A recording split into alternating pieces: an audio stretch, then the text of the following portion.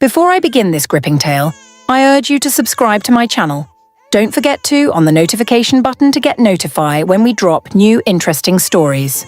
Now let's dive into today's story. The rain fell in heavy sheets, turning the streets of Lagos into a muddy river.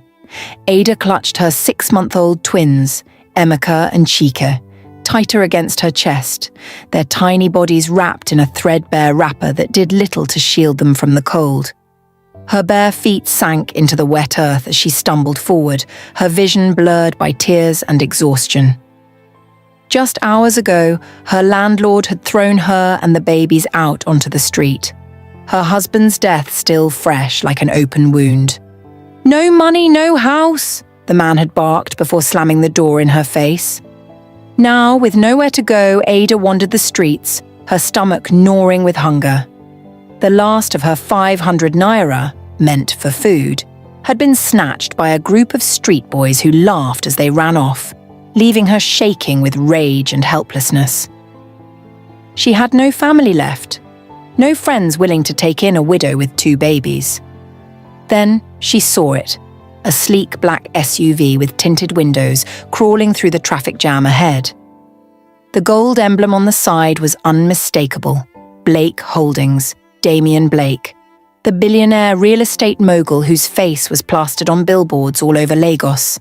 The man who owned half the luxury apartments in the city while people like her slept in gutters.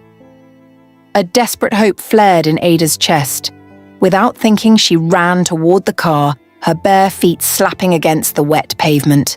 The twins wailed in her arms as she reached the passenger side window, her free hand banging against the glass. "Please, sir, please help me," she begged, her voice breaking. "Just a little something for food, for my babies." The window rolled down just a crack. Damian Blake's cold eyes flickered toward her, then away, as if she were nothing more than a stray dog, his lip curled slightly in disgust at her disheveled appearance. "Move," he said flatly before the window rolled back up. The SUV's engine revved and the car jerked forward, splashing muddy water onto Ada's already soaked wrapper.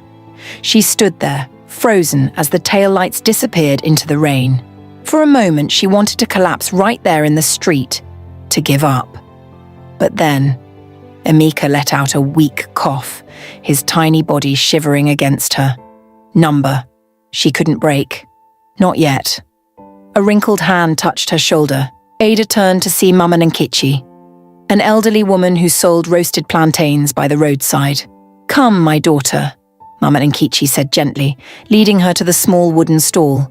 She handed Ada a warm piece of plantain wrapped in newspaper. "Eat. Then I will tell you about something that might help you." That night, as Ada sat in Mama Nkechi's tiny shack, her twins finally asleep on a mat, the old woman told her about a free tech training program at a nearby NGO. "They teach women how to use computers," Mama Nkichi said. "Maybe you can learn something, eh?" Ada's fingers tightened around the cracked Nokia phone she had left, the only thing of value she still owned.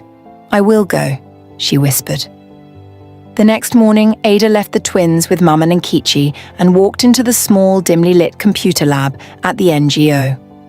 The instructor, a young man named Tunde, raised an eyebrow when he saw her worn-out clothes, but he handed her a worn laptop anyway. "First lesson. How to turn it on," he said with a tired smile. Ada didn't care that the other women in the class giggled at her. She didn't care that her back ached from sleepless nights or that her stomach growled with hunger. She had nothing left to lose. That night, after her cleaning job at a nearby office building, Ada sat on the floor of Mama Nkichi's shack, the twins curled beside her, and practiced typing on the cracked laptop until her eyes burned. One day, she promised herself, she would never have to beg again. One day, Damian Blake would remember her. The flickering glow of the laptop screen cast shadows across Ada's face as she hunched over the keyboard, her fingers flying across the keys. The twins, Emeka and Chike, now 3 years old, slept soundly on the thin mattress in the corner of their one-room apartment. The space was cramped, just a mattress, a small stove, and a wooden table that doubled as her workspace. but it was hers. No landlord could throw her out anymore. She had spent the last 3 years surviving on 2 hours of sleep, working as a cleaner by day and studying coding by night. The free tech classes had ended months ago, but Tunda, her instructor, had seen something in her, a relentless drive that couldn't be extinguished. He had given her his old laptop, a battered thing held together by tape and prayers, and told her, if you really want to change your life, teach yourself what the world won't.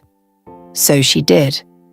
While other women in her neighborhood spent their evenings gossiping at the market, Ada sat in the dim light of her room, teaching herself Python, HTML, and database management from pirated textbooks and YouTube tutorials. She had no internet at home, so she saved web pages on a flash drive at cyber cafes and studied them later. One night, as she scrolled through news articles about Lagos's housing crisis, families sleeping under bridges, landlords demanding outrageous rents, an idea struck her. What if there was a way to connect homeless families with empty buildings? The government had emergency shelters, but no one knew where they were or how to access them. The rich owned half the city's properties, leaving them vacant while people like her slept on the streets. Her fingers trembled as she opened a new document and began typing. Safe Space, Emergency Housing Network. 6 months later, Ada stood in front of a panel of judges at a local startup competition, her heart pounding so hard she was sure they could hear it. She wore her only good outfit, a second-hand blazer and a skirt she had stitched herself, and clutched a USB drive containing her prototype. Explain your idea in 1 minute, the lead judge said, glancing at his watch. Ada took a deep breath. Safe Space is a mobile app that maps unused buildings, government-owned, abandoned, or privately owned, and connects them with families in need of emergency shelter. Landlords get tax incentives for participating, and families get a roof over their heads while they get back on their feet. The judges exchanged glances. One of them, a woman in a sleek pantsuit, leaned forward. How do you plan to handle liability? What if a property gets damaged? We partner with local NGOs to vet families and provide basic training on property care, Ada answered smoothly. And we start small, with churches and community centres first, then we scale. The room fell silent. Then the lead judge smiled. We'll be in touch. 2 weeks later, Ada received an email. Congratulations! You've been awarded a seed grant of 2 million naira. She screamed so loud the twins came running, thinking something was wrong. Meanwhile, across town, Damien Blake sat in his penthouse office, staring at the latest financial reports in disbelief. How did we lose the Victoria Island deal? He snapped at his CFO. The man swallowed nervously. The investors pulled out last minute. They said they'd rather work with a company that has a better reputation. Damien's face darkened. Over the past few years, Blake Holdings had become synonymous with greed, buying up low-income neighborhoods, evicting families, and flipping properties for luxury condos. The public backlash had been brutal. Protesters picketed his offices, newspapers called him a slumlord billionaire, and now investors were fleeing. His phone buzzed. A message from his lawyer. The board is calling for an emergency meeting. They're talking about replacing you. Damien clenched his jaw. This couldn't be happening. Ada's life became a whirlwind of meetings, coding marathons, and media interviews. Safe Space launched in 3 Lagos neighborhoods, and within months, over 500 families had been housed. International NGOs took notice. A tech incubator in Nairobi invited her to speak.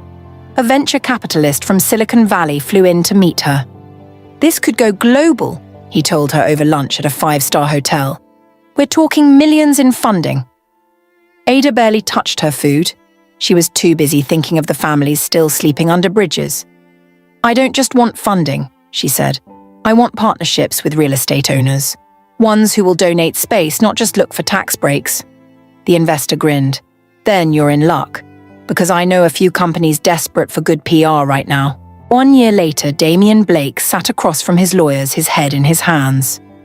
There's no way out, one of them said. The only offer on the table is from the new housing tech firm, SafeSpace.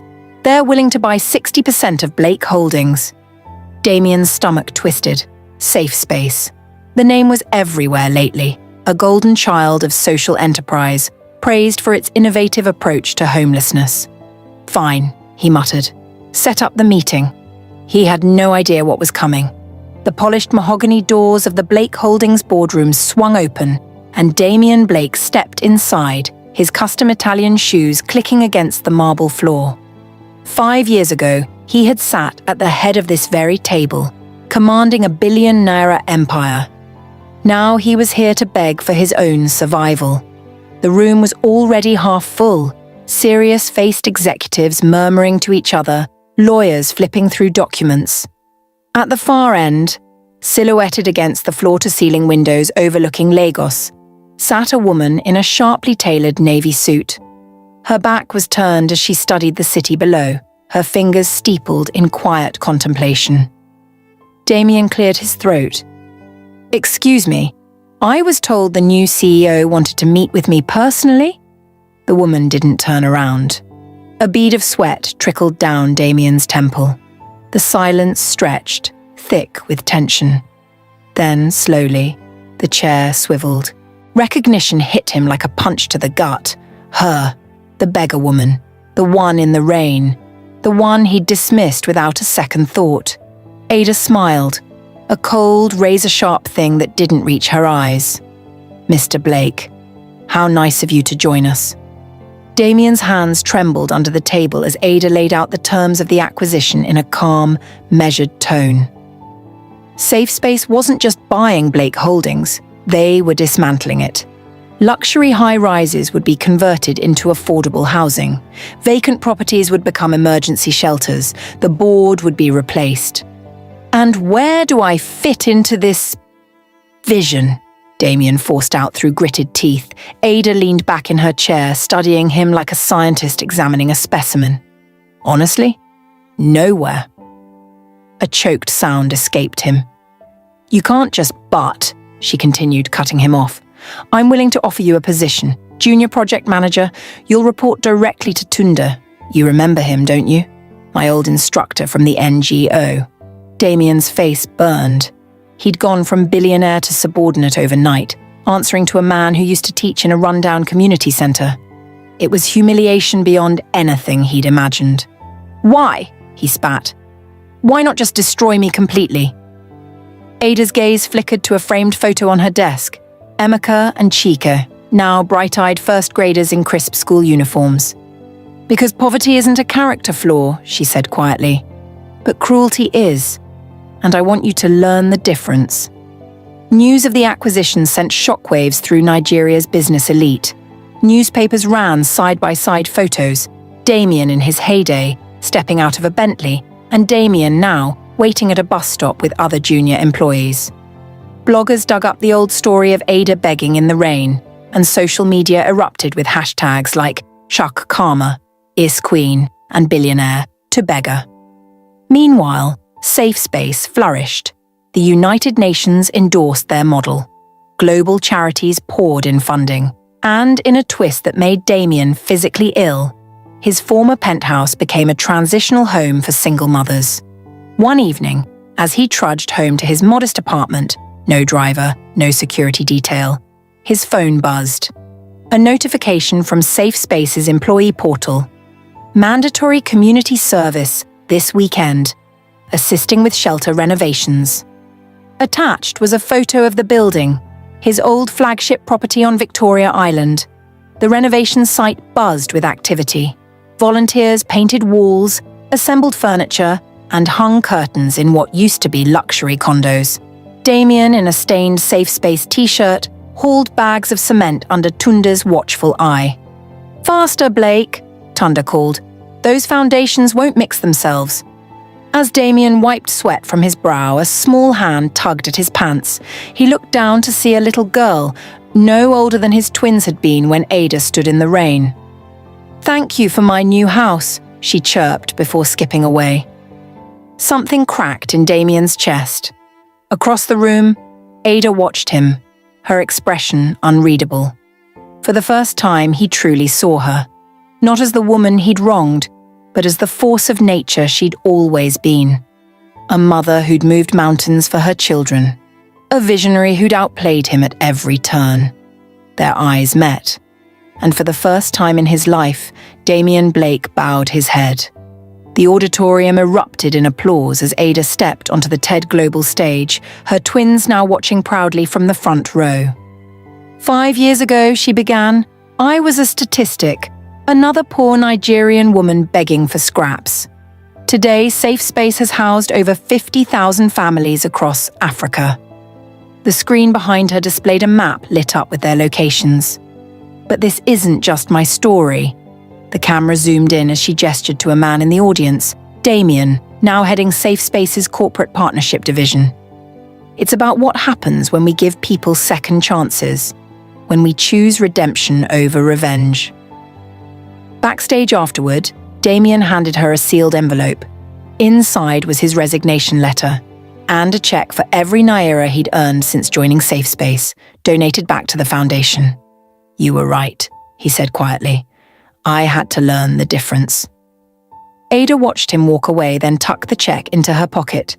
Tomorrow, it would fund another shelter, another family's fresh start, just like hers. True victory isn't destroying those who wronged you, it's rising so high they have to look up to see you. Would you have forgiven Damien? Or would you have crushed him completely? Please kindly subscribe to my channel to encourage my stories.